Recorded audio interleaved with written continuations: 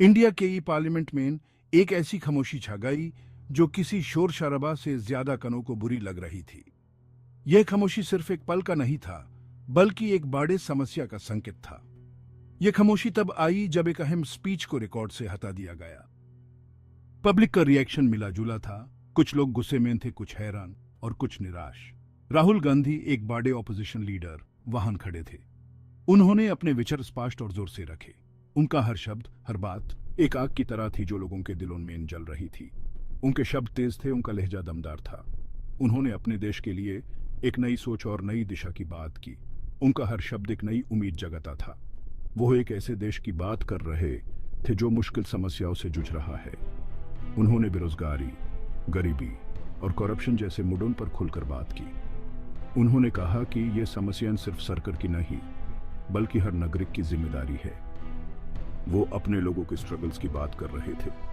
उन्होंने कहा कि ये देश तभी आगे बढ़ सकता है जब हर एक नागरिक अपनी जिम्मेदारी समझे और मिलकर काम करे। उन्होंने लोगों को एकजुट होने की बात की और फिर उनके शब्द गायब हो गए, जैसे हवा में खो गए हो। उनकी बात को सुनने वाले लोग हैरान रह गए। उन्होंने सोचा कि आखिर ये क्या हो गया। ऑफिशियल रिकॉर्ड से मिटा दिए गए, जैसे कभी थे ही नहीं। यह फैसला एक बड़े सवाल को जन्म देता है, क्या सच्चाई को दबाया जा सकता है? देश के कानों के लायक नहीं समझे गए। लोग हैरान थे, नाराज थे और कुछ तो बिल्कुल ही निराश हो गए थे। उन्होंने सोचा कि क्या यह डेमोक्रेसी का असली रूप है? उनकी बात को एक्सपुंगे करने के इस काम ने पूरे देश में हलचल मचा दी। हर तरफ से लोग अपनी आवाज उठाने लगे। यह फैसला एक चिंगारी की तरह था जो पूरे देश में आग लगा गया। इसने इंडिया में डेमोक्रेसी के असली मतलब पर एक बहस छेड़ी। क्या डेमोक्रेसी का मतलब सिर्फ एक सिस्टम है या ये लोगों की आवाज है? क्या सच्चाई को दबाना डेमोक्रेसी का हिस्सा है? क्या ये ऑर्डर मेंटेन करने के लिए जरूरी कदम था या डिसेंट दबाने की एक साफ कोशिश? ये सवाल हर एक नागरिक के मन में था। लोगों ने सोचा कि क्या यह सच्चाई को छुपाने का एक तरीका है? क्या ये डेमोक्रेसी के मूल सिद्धांतों के खिलाफ है? यह फैसला एक बड़े मुद्दे को जन्म दे गया, जो आज भी हर एक नागरिक के मन में घूम रहा है। पार्लियामेंट के ये रिकॉर्ड से रिमार्क्स हटाना, यह प्रोसीजर उतना ही पुराना है जितना कि खुद इंडिया की डेमोक्रेसी। जब से भारत ने अपनी आजादी हासिल की है, तब से ही पार्लियामेंट्री रिकॉर्ड्स को एडिट करने का यह प्रोसेस चला आ रहा है। यह एक ऐसा प्रोसेस है जो पार्लियामेंट्री डेकोरम को बनाए रखने के लिए जरूरी माना जाता है। यह प्रोसेस डेमोक्रेसी के मूल सिद्धांतों को भी दर्शाता है, जहां हर एक शब्द और हर एक एक्शन का अपना एक महत्व होता है। यह प्रिसाइडिंग ऑफिसर को उन वर्ड्स को रिमूव करने की परमिशन देता है जो अनपार्लियामेंट्री या ऑफेंसिव माने जाते हैं। प्रिसाइडिंग ऑफिसर का यह रोल बहुत ही महत्वपूर्ण होता है, क्योंकि उन्हें यह फैसला लेना होता है कि कौन से शब्द पार्लियामेंट्री नॉर्म्स के खिलाफ हैं। लेकिन यह पावर हमेशा से कंट्रोवर्सी का सब्जेक्ट रहा है। हर बार जब कोई शब्द या रिमार्क रिकॉर्ड से हटाया जाता है तो इस पर बहुत सी बहस होती है। यह बहस इस बात पर होती है कि क्या यह फैसला सही था या नहीं। एक्सपर्ट वन, क्रिटिक्स का कहना है कि इसका यूज अक्सर सिलेक्टिवली किया जाता है। उनका कहना है कि यह पावर कुछ हद तक बेस्ड हो सकती है और इससे पॉलिटिकल मोटिव्स भी जुड़े हो सकते हैं। वो कहते हैं कि यह क्रिटिसिज्म को दबाने का एक टूल है, खासकर ऑपोजिशन से आने वाली आलोचना को। जब भी ऑपोजिशन कोई आलोचना करती है तो अक्सर यह देखा गया है कि उनके रिमार्क्स को रिकॉर्ड से हटा दिया जाता है। उनका कहना है कि यह केस डेकोरम मेंटेन करने और डिसेंटिंग वॉइसेस को सप्रेस करने के बीच की पतली लाइन की एक याद दिलाता है।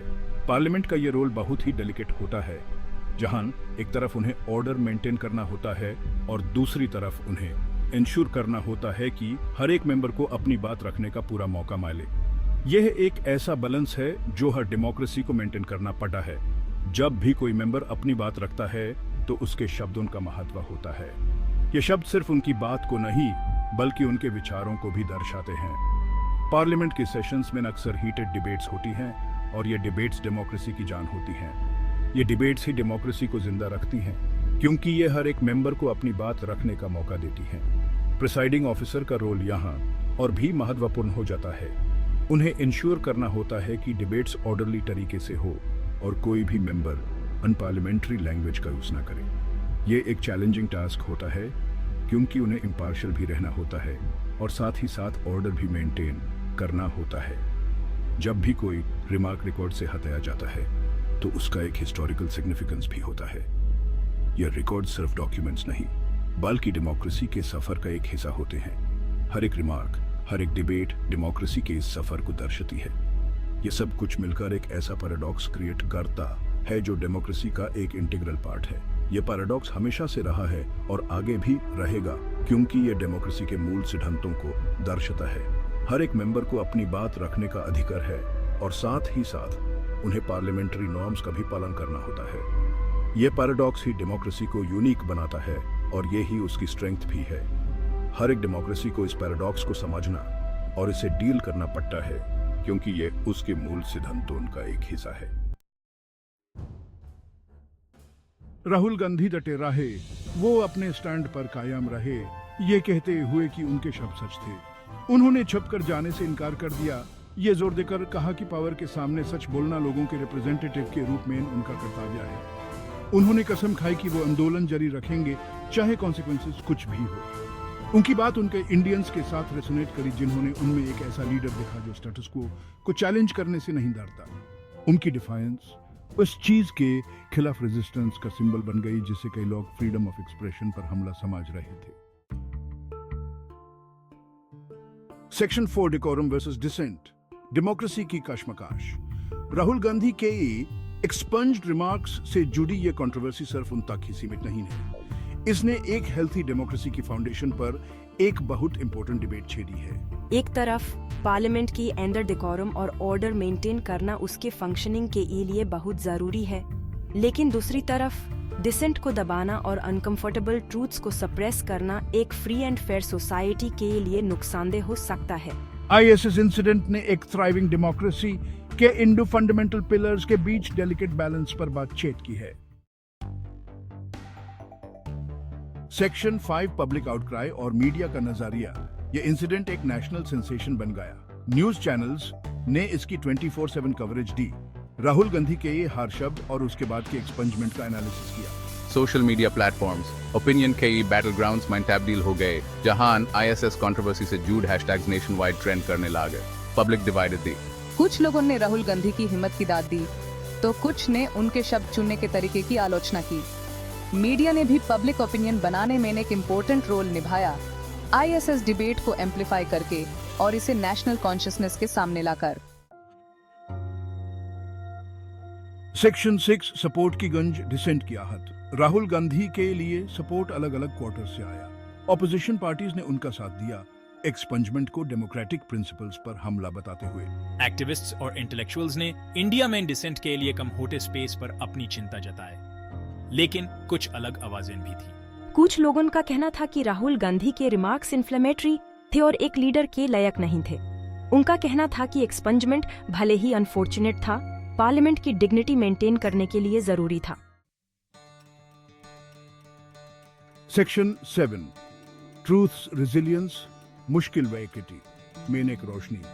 एक ऐसी रोशनी जो अंधेरे में भी अपनी चमक बनाए रखती है और हमें याद दिलाती है कि सच और इंसाफ कभी भी पूरी तरह से दबाए नहीं जा सकते। राहुल गांधी के एक्सपंज्ड रिमार्क से जुड़ी ये कंट्रोवर्सी डेमोक्रेसी की फ्रैजिलिटी की एक याद दिलाती है। ये हुमेन बताती है कि हमारी डेमोक्रेसी कितनी नाजुक है और कितनी आसानी से इसे चोट पहुंचाई जा सकती है। जब भी किसी पॉलिटिकल लीडर के शब्दों को सेंसर किया जाता है, यह सिर्फ उनकी आवाज को नहीं बल्कि हम सबकी आवाज को दबाने का एक प्रयास होता है।